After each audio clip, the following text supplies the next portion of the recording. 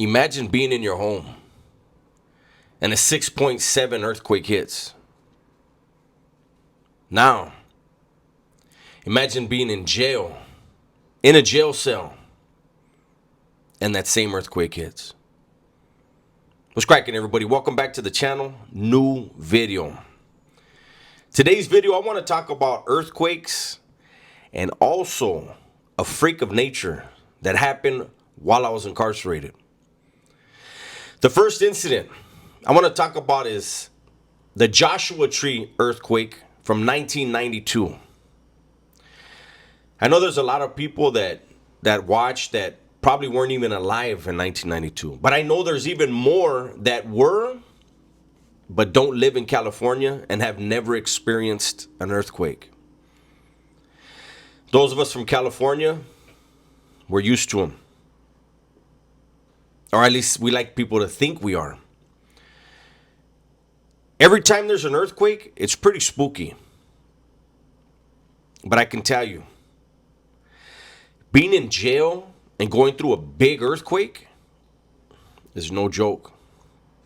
The Joshua Tree earthquake was a 6.1. It struck in the evening around 10 o'clock. I had just gotten transferred. I got kicked out of Paso Robles in the California Youth Authority and had arrived at the YTS institution, which was one of the adult YAs. It's also a very dangerous place, right? Now, I had just fallen asleep. And in my dream, in my dream, I was in the dorm still in Paso Robles. YTS is all cell living. In my dream, I was back in the dorm in Paso Robles, and somebody had picked up the end of my bunk and was shaking it. And in my dream, I was thinking, who the hell's playing with my bunk? And then the sounds woke me up. I opened my eyes, and what woke me up was there were literally guys screaming as if somebody lit them on fire.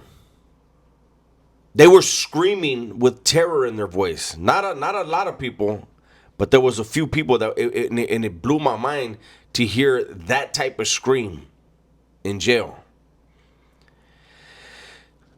YTS is not a new building. It's not a new institution. And when I tell you that it felt like a giant had picked up our building like if it was a toy and was shaking it with two hands, that's no exaggeration. But I remember when I opened my eyes and I looked, and it was funny to me. You know how they say, well, for those of you that don't know, out here in California, they say the safest place to be is in a doorway. The door frame is a very solid structure. And so when I opened my eyes from the screaming and just the rumbling and tumbling of the building, I opened my eyes and I looked, and my cellmate was in the doorway, just like his hand on each side of the door, the cell door, and he was just like, and I said, what the fuck? And he goes, you hear this shit? And it was a righteous rumble. Then you had the screams of terror mixed in and the movement of the building. I don't know how long it lasted, but I still remember that date very clearly. Fast forward, 1994. I'm in the county jail still. I'm fighting my case. This one hit at 4:30 in the morning. This was the Northridge earthquake of 94. 6.7 on the Richter scale. And I remember my homeboy, he's a heavy set dude. My homeboy from my neighborhood was my cellie. And he was on the top bunk. And the building was moving. rocking. And you can, I don't know if it's just the jail thing, because I don't ever remember hearing that noise outside of jail when there's an earthquake. But I remember I was on the bottom bunk and I was looking up at my homeboy's bunk. Again, he's a big dude. And I remember saying to myself, if I hear any type of cracking, I'm rolling out of this bunk, because I would have died if that top bunk would have collapsed on me with his big ass on it, right? Shout out to the homie.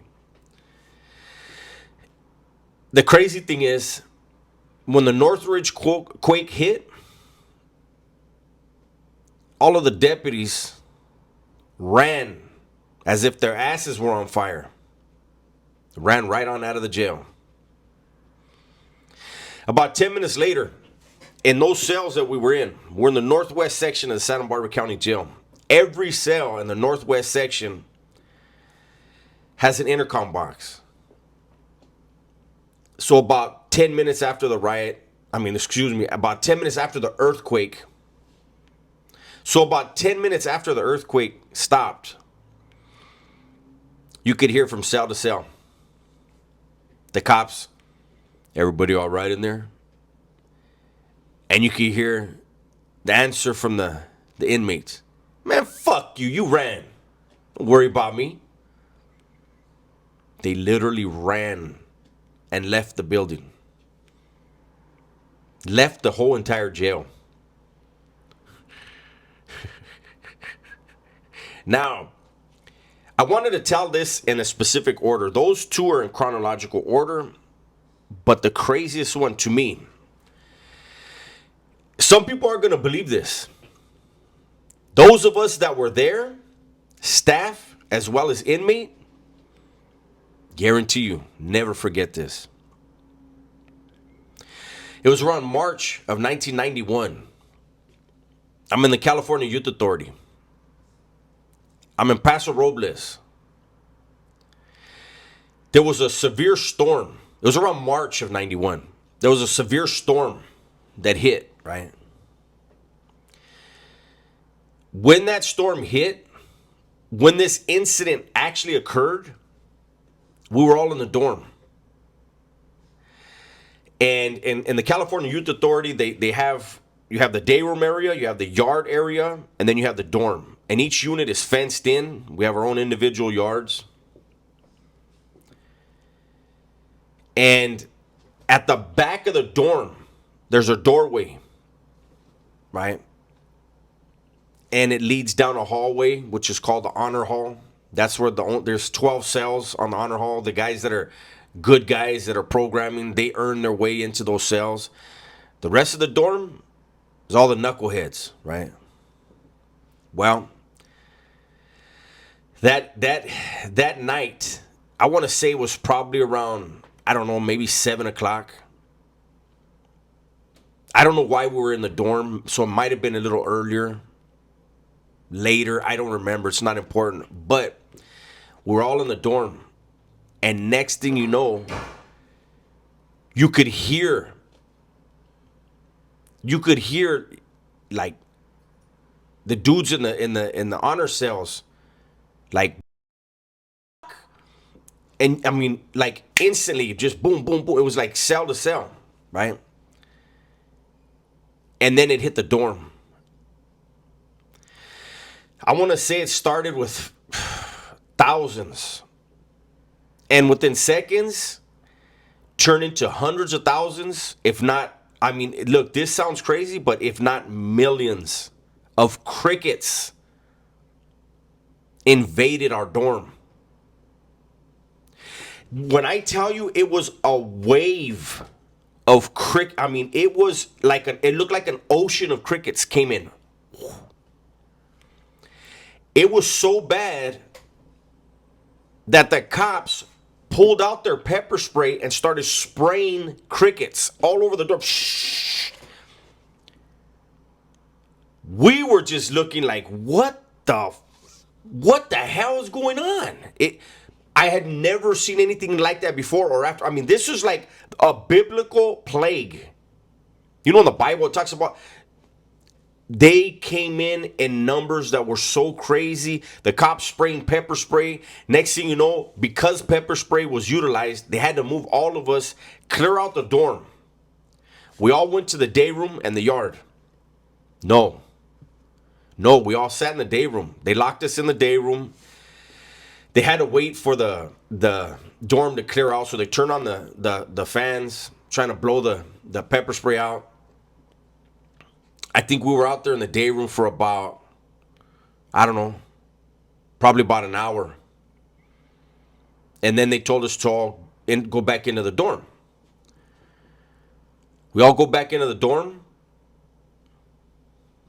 Like, other than the crickets that got hit, like, with the pepper spray and died, it was quiet, and the crickets were all gone. We all believed they just left. Like, it was crazy, right? Okay. Until nighttime came. When nighttime came, what do crickets do when they get in the dark? They rub their damn legs together and they make that noise. When I tell you, it was damn near deafening that night. What these crickets did was, in between every bunk in the dorm, there's a locker for each inmate. And so you have the short wall, which is, it's just regular bunks. You have the tall wall on the other side. It's all bunk beds. So on the short wall, there's one locker between every bunk. On the tall wall, there's a locker, and then there's another locker stacked on top for the guy in the top bunk.